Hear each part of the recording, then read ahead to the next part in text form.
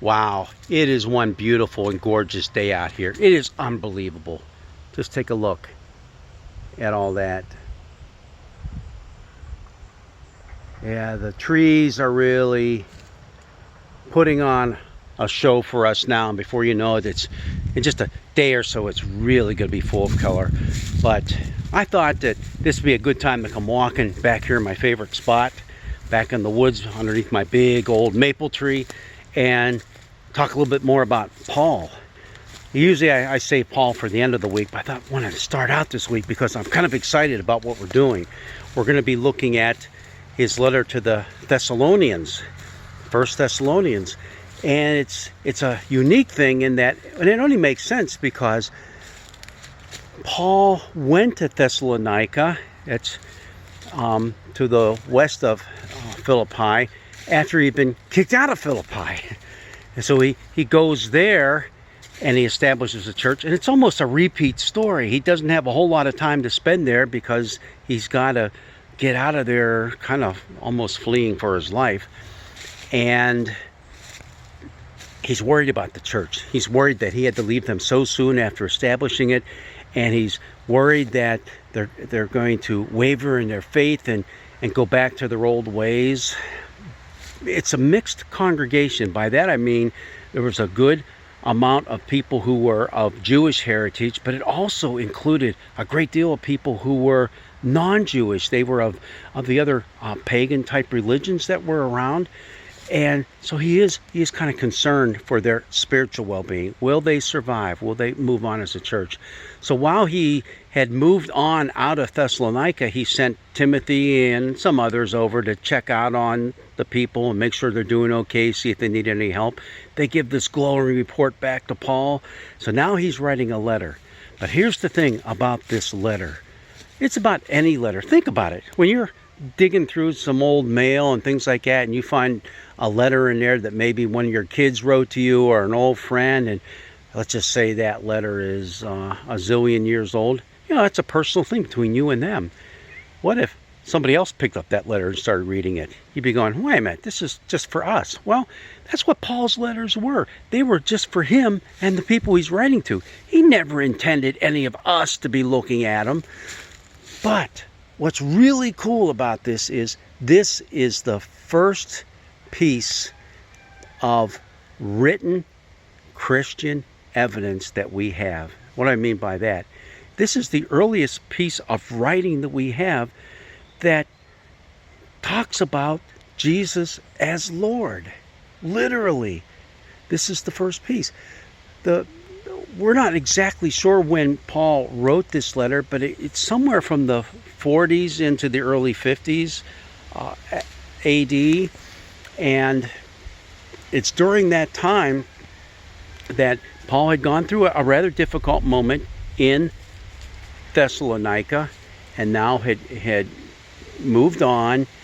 And when he gets the good word, he just explodes. He just explodes in joy that they're doing so well. Now here's another thing to keep in mind. Paul used the standard form of a letter that you would write and send out everywhere. So he writes, he starts out with, greetings everyone. That's how you would start a letter.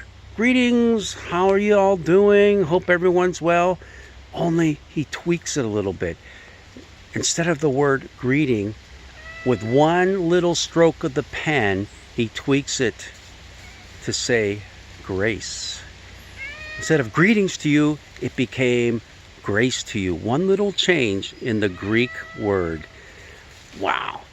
Now that you think that's nothing? No, it's a big deal, because then he adds on, instead of saying how are you doing, he goes, peace, grace and peace be to you. This is brand new stuff. And it doesn't end there. This is the earliest time, the earliest writings that we have, Christian writings, that call Jesus both Christ and Lord, both Messiah and Lord. We don't have that anywhere else. Right? Look, even my cat's all excited about it. Right, Bird? Betsy? Right? Man, she got all excited about hearing it. This is the first time. And That's not all. This is revolutionary. Where Paul is writing his letter, where he's writing it to, and where he's writing it from, we're not 100% sure where that is, but as he's writing it to the Thessalonians, there in Thessalonica, there's only one person who went by the title of Lord, and that was the emperor. Only one. And here, Paul is calling Jesus Lord. Yeah. I mean, you said, wait a minute, we hear about all that stuff in the Gospels. The Gospels were written well after Paul's letter was written. This is the earliest. So now you know. Now you kind of know maybe what was getting Paul into trouble with the Roman authorities. Paul, a Roman citizen who should have been giving his full allegiance, calling only one person Lord. That would have been the emperor, Caesar, and whoever was sitting on the throne, you know. No, he's calling Jesus Lord. This is going to be one exciting ride that we go through, and I'll give you a little preview of what's to come. One of the big things that the people were worried about is, what about our loved ones who have died before Jesus has come back? They were pretty excited about the fact that Jesus had said, I'll be coming back. And they wanted to know, well, what if they miss out on his return? Paul will talk about that. He'll also talk quite a bit about what it's going to be like when Jesus comes back. We'll see that in the coming weeks. But in the meantime, hey, get excited. Read the first 10 verses. That's the whole first chapter of 1 Thessalonians. You'll see how excited Paul was to find out that, wow, everybody's really doing great back there. And you also get a little glimpse into just how revolutionary his words were to this church that really is flourishing. God's blessings be with you. Enjoy your day out here in the great outdoors. It's a super wonderful autumn day. See you all.